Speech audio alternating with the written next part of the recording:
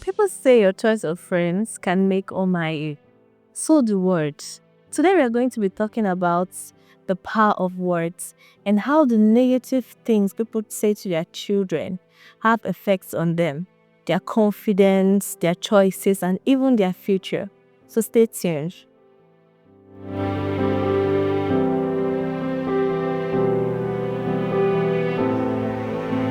Just a couple of days ago, I encountered a lady, a woman, okay, saying unnecessary things to her child. Like she was raining curses on him, like serious curses. In her own words, if to say I know say it go be like this, I for no born you, I for kill you for belly. Does it really get to that point? I will talk. So what's the age range of this child? He was like 17, 18 thereabouts. And the funny thing is that he did not say a word. He was quiet. I was even thinking maybe she was talking to someone that is afar off, not knowing that the person she was talking to was very close to her. And in my mind, I was like, okay, what is going through this boy's mind? Maybe he had developed it Down, like he had grown walls and those walls don't get to him. And I'm like, you are a mother. Why will you say that? Like the way she was even explaining it. Papa leave me. Na me they train you. Na me they cater for you. I go sell fish. I they hawk. My mind, I'm like, are you not the mother? Is that not your responsibility to train? It's fine for me. It never gets to that point. How would I start bringing up issues? Your father left for a reason, and thank God you're here. I don't think I should bring up the issue of your father leaving and I have to take care. Who's supposed to take care of The you? lady was seriously insulting that child. That's For me, that child would grow with that trauma and have a very negative take when it comes to life and issues like that. very, very negative.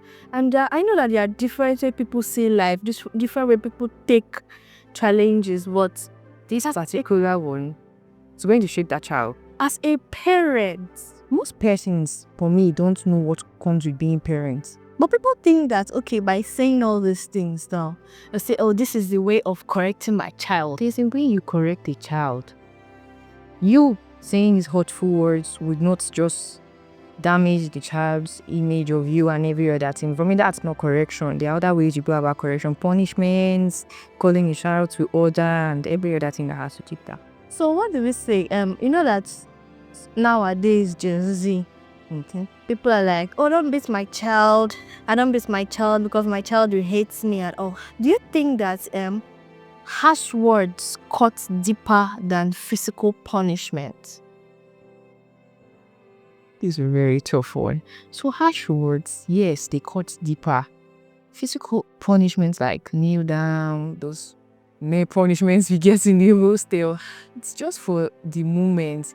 So words like they get deep into your soul. It's not even you. Know what's damaged? Like imagine telling you, I least expected this from me. Just that sentence. If only you know the velocity of that word, you would never use it. So for me, those words cut deeper than mere punishment. Personally, I prefer when someone talks to me, Okay. but now the kind of talk Exactly. what matters. So you know there are positive and negative. So the positive aspects would not really cut deep. It's more of the negative aspect. My father, good. My father is this kind of, he's a very strict person. Okay. He do flogs normally, but there are some times where he knows that flogging will not. I'm really sorry. And yes, there are cases like that. Father will talk to you. Me personally, I will weep. I say, Daddy, I'm sorry. Daddy, I'm sorry. You say, are you looking at what you're doing? Do you see that what you're doing is wrong? Like, I had to come to the realization without beating or anything that what I did is actually wrong. And at that point, what he will say is, oh yeah, see what we have done. This is how you do it. This is how you did. Next time, Don't do don't do it again. You see the perspective your dad is taking it from. Not just bringing those words, but he's also encouraging you and giving you like a guideline on how to go about it. So that's even a different aspect. Talking about the example you use, I don't think that woman would ever go back to tell that child, sorry. I don't like all of that. And you telling a child sorry, it's not about sorry. Subsequently, you come up with truths like that. Sorry doesn't just heal. Yeah. So it depends on like how the parents take that through and what follows. So Yeah, parenting is actually, it's more than what we see. it takes the grace of God. But from our own perspective as youths, personally, harsh words doesn't help our self-esteem at all. Talk to me anyhow, I won't take it. Personally, thank God for God, thank God for the Holy Spirit that has shaped our minds into trying to like overlook some certain things. Most times, if you really follow like what people do, words and everything, and certain you make decisions that dance with way, yeah, we thank God for the Holy Spirit. Do you think that now we know that we're in this our Gen Z era? Do you think that speaking harshly to a child will make this child more rebellious than soft? Looking from we as youths now, can like when someone talks to you harshly, will you like what is it? Okay, for me it depends. First, it depends on what I done and how you come up with that. That's true. So if it's in a situation where I am not at fault, the possibility of being rebellious comes to play.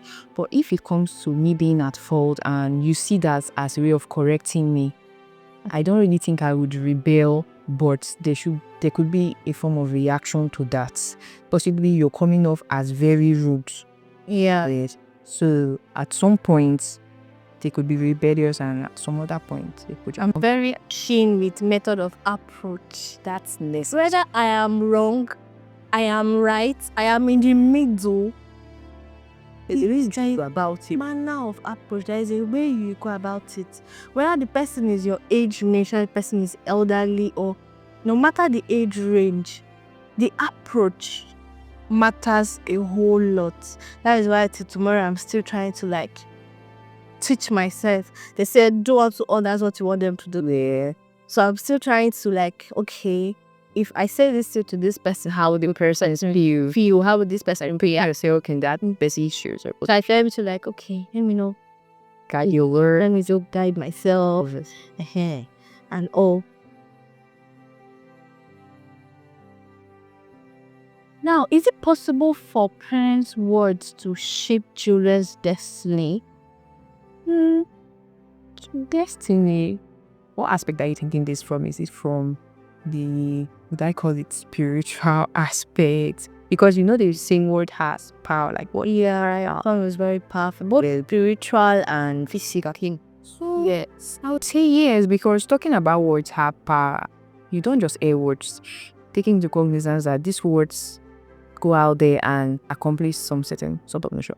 So it really affects the destiny of a child. So imagine you give birth to a child, and from the day of birth, since I gave birth to you, I'm not in peace. Since I gave birth to you, take me from one age to the other. I keep spending you like from one thing or the other. I think that shapes the child, not just the child, the destiny. Because if you keep saying you're a problem, this child is not saying it.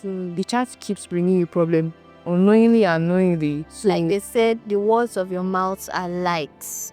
You speak forth light, exactly sound. Those words that come forth, I feel like they really have power. So they shape not just the destiny, the way the child thinks, and every other aspect of that child's life. Yeah, sometimes we'll be wondering why are we seeing Admiral that forgive me, but sometimes we'll be wondering why we see children display the way they display certain characters. Yes, but we do not know that sometimes the parents, there are things underlying that you can barely see.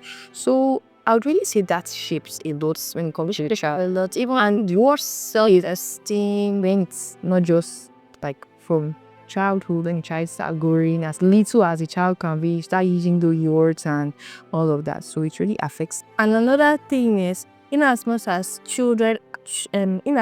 parents should be careful or be mindful of the kind of words they say around their children, parents should be able to like teach their children these words of affirmation. Yeah, it's very necessary. You think inside me, cry out before me, rise inside me, I am big.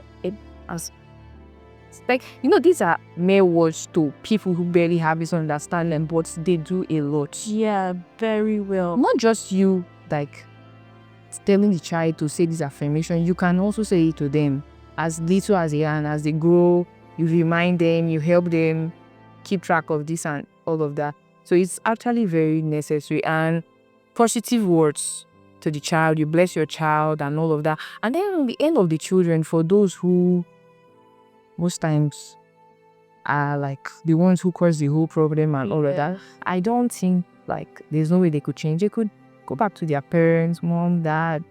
I wonder why things are also always going this way and all of that. They could sit and talk about it, and then they could also retreat like, what's always wrong with me? Why am I always the issue? Why are my parents complaining and look for me to change? And the parents out there, Please and please and please. I was actually not pleased that I heard this woman, she was raining curses on this child. And I'm like, you're complaining that this child is like this while you are actually contributing to this child. So as parents, we should be able to learn that the words of our mouths, words of our mouth, they do more harm. they do depends on how you speak. Yes, when it comes to negative words, they do more harm than good. And to speak positively, it will go far. If you speak negatively, it will actually go far. So you have to choose this day whom ye shall serve. Now choose this day which word you would use. Which one you use?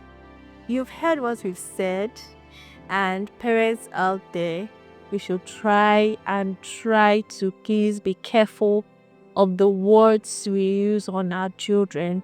It can either make or mar them. And the young people out there, please do not allow the pressures of life carry you to make decisions that you will later regret in the future. And as young people that are aspiring to get married, aspiring to be parents, and even those who are actually single parents, we should learn how to relate with our children. That is the best thing you can actually do for your child, because you can have a child and you might not know what is going on in the life of that child because of how you treat the child. You might be feeling it's correction, but you are actually endangering the child and exposing that child to more harm than good. So stay tuned. Don't forget to like, share, and subscribe for more of this our series.